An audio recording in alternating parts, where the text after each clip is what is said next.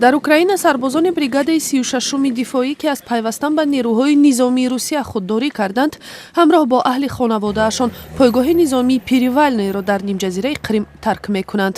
Сарбозон рӯзи 2 апрел ба маҳалли пойгоҳи нави худ дар шаҳри Одесса интиқол ёфтанд.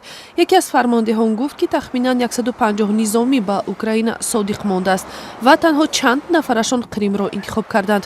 гурӯҳи хурди сарбозон розӣ шуданд ба нерӯҳои ишғолгари рус бипайванданд.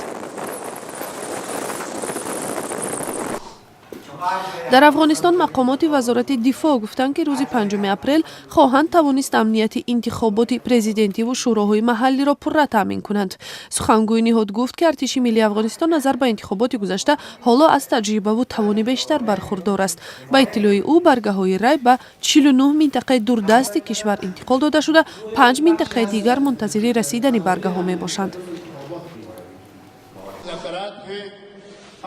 дар Покистон як ҳизби тарафдори Толибон ба музокироти сулҳ бо ҷангиён ба хотири хатми хушунатҳо таъкид кард. ширкатдорони ҳамоише, ки бо ташаббуси ҷамоати исломӣ ташкил шуд, мегӯянд, ки идомаи амалиёти низомии артиш дар манотиқи қабиланишин вазъи амниятиро печидатар мекунад.